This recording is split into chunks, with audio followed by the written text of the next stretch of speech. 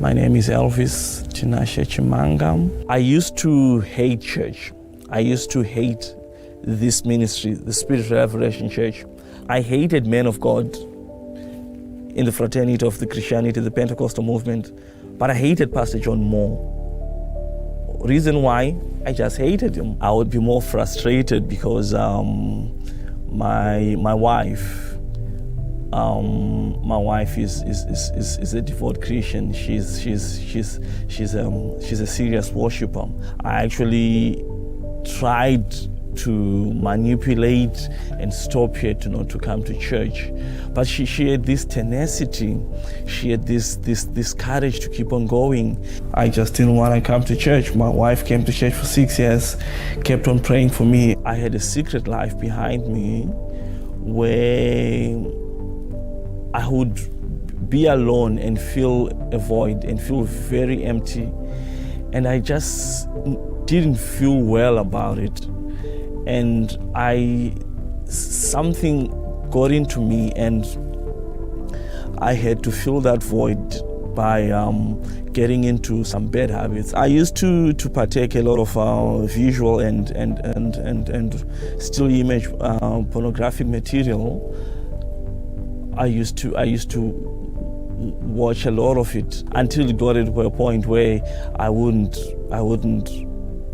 feel enough of it. I began to find some secret clusters on the internet where people would join up, and they would use the term hookup and have casual sexual relationships, and it would take me time. Sometimes it would mean sacrifice time for my work. It would ultimately mean sacrifice time with my wife and daughters, and sometimes it would actually mean me traveling distances. I can tell you I actually traveled probably at one point thousands of kilometers just to get that fix, to get that sexual fix with a total stranger. I was addicted to my cell phone. My cell phone actually cut off the bond with my family. My daughters would be playing there and talking to me, and I would be busy on my phone. My wife would be talking whatever she'll be talking, and I'll be busy on my phone.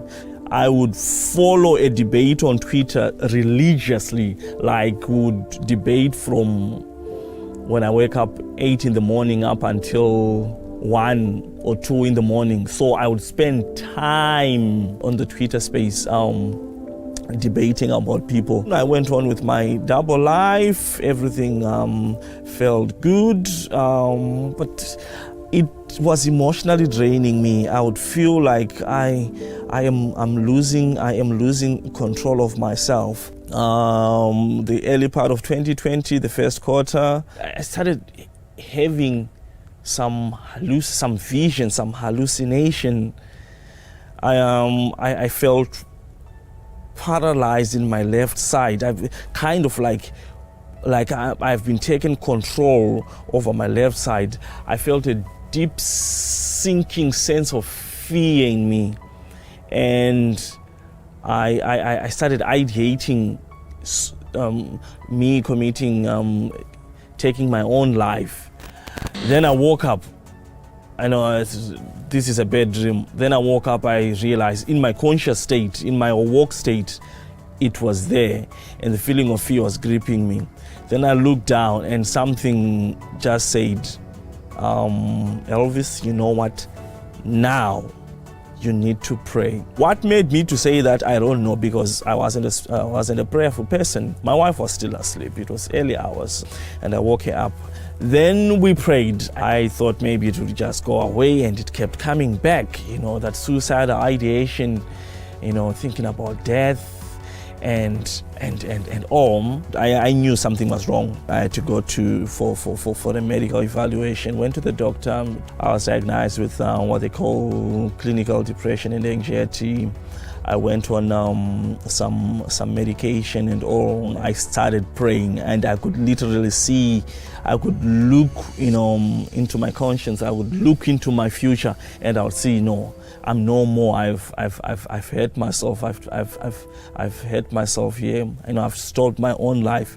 The mercy of God was upon me. Really, I wasn't a believer, but the prayers that my wife had put really came to save me.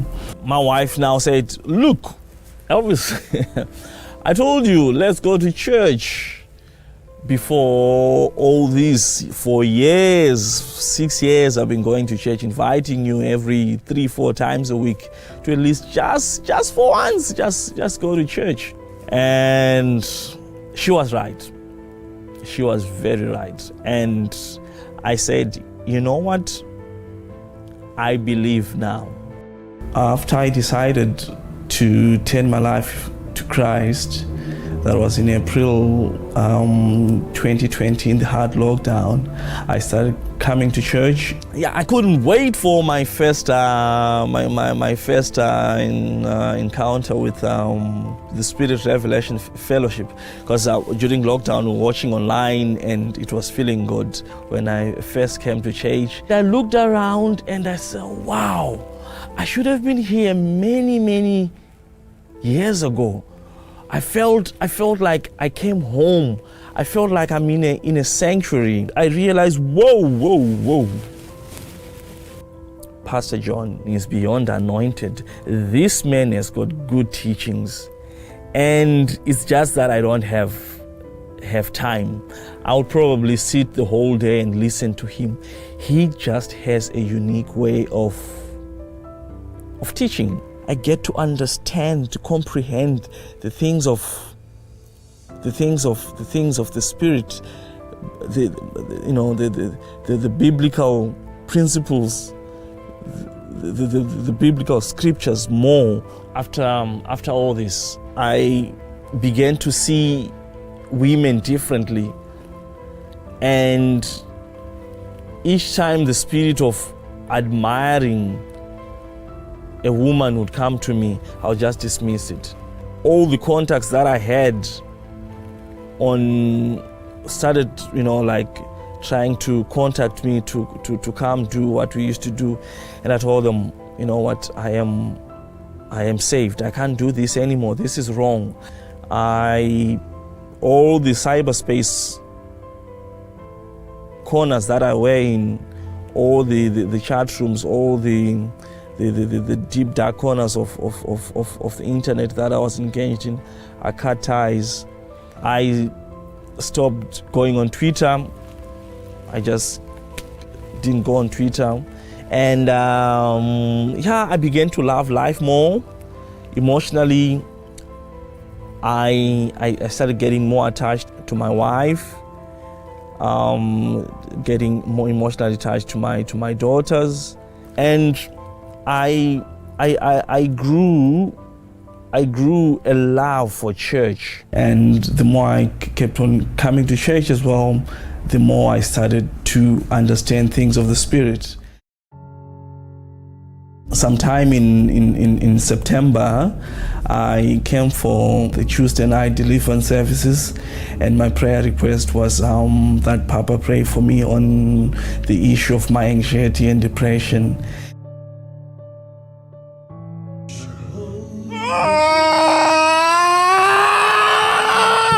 And it was quite a violent affair. Yeah, the force of darkness that was upon me was so heavy. Hey! Hey! Ouch! Come out! Clear spirit, come out!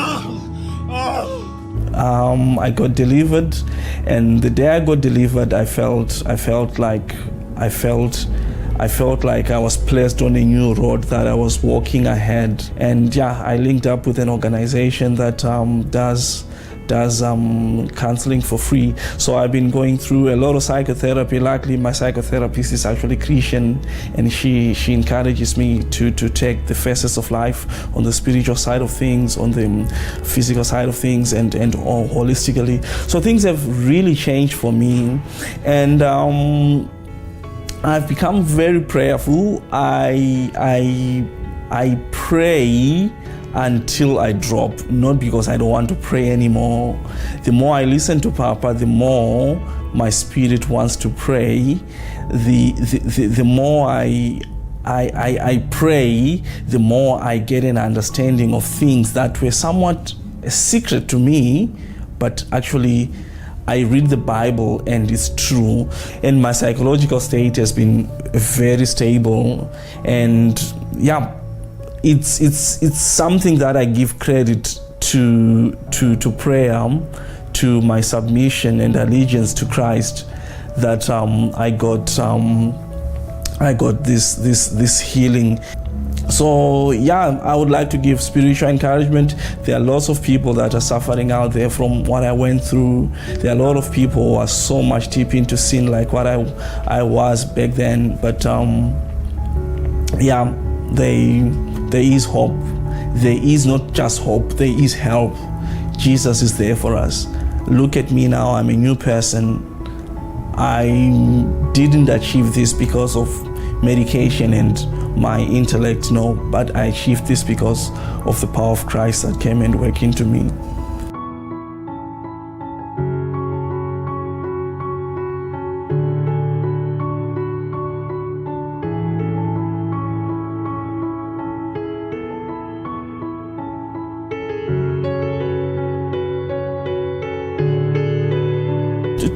Today is a very important day for me, and today is baptism day, and the spiritual implication of baptism is I'm rising into a new person in Christ.